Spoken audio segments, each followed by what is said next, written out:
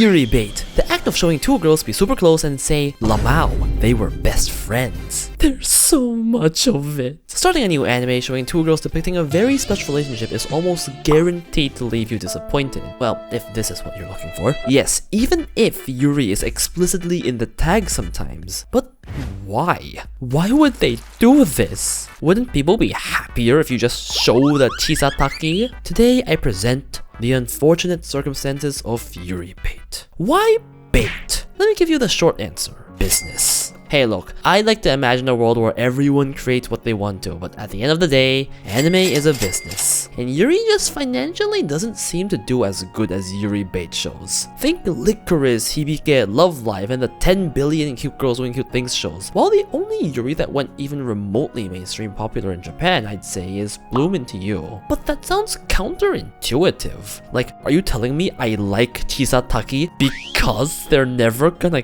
get together? No, not me. But unfortunately, yes, this one psychological trick does work. Here's why. From an engagement perspective, it's actually surprisingly simple. It's bait. And it works. We really are animals. See, when attracting you to watch a new anime, they need something, some substance to hook you in. And gay girls is exactly what 90% of guys and lesbians like. It's a pretty big market. So when you start an anime with two girls getting a little too touchy wishy-washy with each other for being friends, you think, oh my god, they have amazing chemistry, and we just tend to ship people who have good chemistry together. This is now ingrained in your mind. You ship them. You love watching them together. You love their interactions. So you're like, I want them to do more. And guess what you do when you want to see them do more? You watch the anime more. You don't drop the show. And that's exactly what the producers want. Yes, the show also has to be, well, genuinely good. But by not giving a conclusive ending to their relationship, you essentially are setting up even more bait for future viewers. Like, look at Lycoris now, right? All of us are going, I hope they get together or at least a kiss.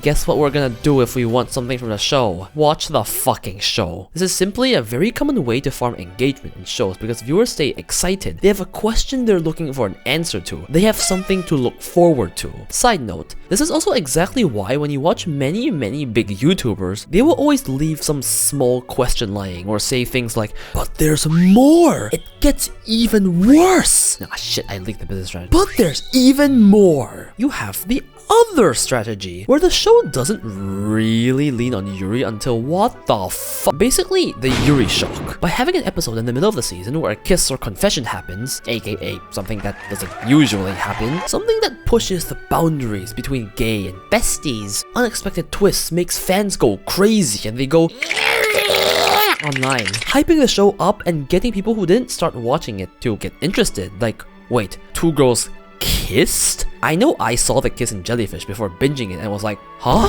Seriously? Of course, nothing happened in the end, but we were wondering, like, surely that would lead somewhere. It did not lead somewhere. And we all finished watching the show. There's a reason they kept the event just being a kiss or ambiguous confession. Like, they could still be just good friends. Imagine if two girls just got together as a couple at the very beginning. If they don't scale it up over time, you simply lose that bait factor. You lose that will they, won't they idea you could plant in people's head. So the moment the show has a dull moment, the moment the show doesn't just escalate more and more, if there's nothing else the audience is really looking forward to in the show, then yeah, they stop watching and rip. That's also why no romance anime goes anywhere for 10 billion years. They build the suspense up for engagement. So unless you have a batshit insane formula like say 100 girlfriends, this is simply the easiest way to straightforwardly get engagement. And we will keep coming back for it. You're gonna keep coming back. Why? Because you keep smelling the syrup. But it's not just for engagement. No.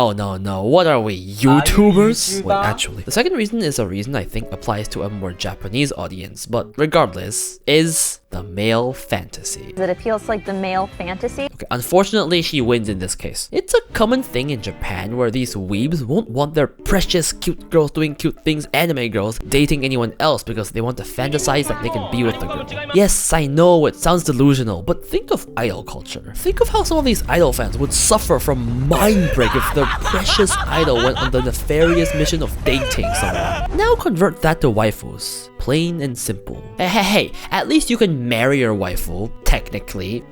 I'm not encouraging it. Unfortunately, escapism is a pretty big reason that many Japanese people who watch waifu shows, and part of that escapism is wanting a girlfriend. The worst part about this cycle is what I call the super escapism group, aka the middle-aged men who have plenty of money to spare but no one to spend it on, so they do it on their waifus. Of course, this doesn't apply to everyone, perhaps not even to most people watching this show, but because these are the kinds of people with the most disposable income and dedication to their waifu, they're the ones spending the most on these anime franchises. They're the ones buying every single figure that comes out. They're the ones buying the 200 REM figures coming out. And well, yeah, business 101, don't piss off your #1 customer. You and I might love Chisataki, but to ruin your day, remember this. Somewhere, somehow, there is a man who doesn't want Chisataki together simply because he fantasizes of dating Chisato. Oh, horror. Okay, I can't find the source no matter how much I search, but I swear to God, I once heard some news of a guy who spent an absurd amount of money on a gacha game. I think it was FGO, I'm not sure, who deleted his account because he found out his waifu wasn't a virgin. And I think there was another Chinese gacha game where a bunch of people were super pissed off because it was implied one of the girls was dating a guy or something. Please do tell me in the comments if you know of these incidents. I swear I'm not making this up, but I can't find it for some reason. And hey, don't forget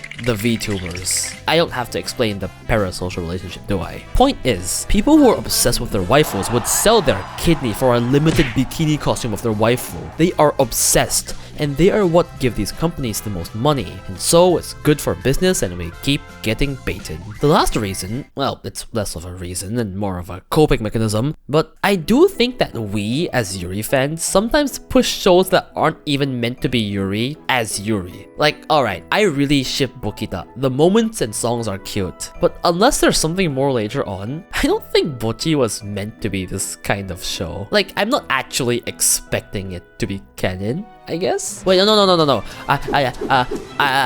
I'm not an imposter. No, I swear, I love Bokita. No, it's gonna be canon, I swear. Obviously, there are actual bait shows like Hibike, Aquatope, and Jellyfish that end up not really going anywhere, but I do think it's a little bit over-exaggerated. This is like watching My Hero Macadamia and unironically expecting a Deku x Bakugo ending. Like, yeah, I love the relationship, but that's not the point of the show. You know it's not gonna happen. Take your dream goggles off. Obviously, again, what can be considered bait is a very gray and thin line. We might disagree what is bait or shippable, but at the end of the day, you can ship whoever you want, I'll ship whoever I want. Yet, let's not try to push or force everything into Yuri, shall we? Can't believe I'm the one saying that. Not every single cute girls doing cute things anime has to be about Yuri, and not every shonen needs canon gex pounding. Hey, you can fanfiction all you want, I'm not gonna stop you, but let's not be delusional and call some things that were not even meant to suggest Yuri bait. Unfortunately, with how close-minded Japanese companies can be, I don't see this business model changing anytime soon. It's proven to work time and again, and well, why fix it if it's not broken? That being said, there is a slither of hope. In a never-before-seen gamer move, D4DJ, a popular girls DJ series, had their first canon Yuri ship. Yes, canon. I cannot believe it. It's in a gacha game. Can you believe it? If I get a canon Chisataki, I will stream myself saying Chisataki for 10 hours. You can hold me to that. I really hope that this starts to pave a future where more actual Yuri becomes mainstream popular and we see more amazing titles get animated with A-grade animation. The day we get a ufotable Yuri is the day you'll see me running down the street celebrating, parading, barking for more. Okay, so what I'm really trying to say is, bloom into you season 2 when?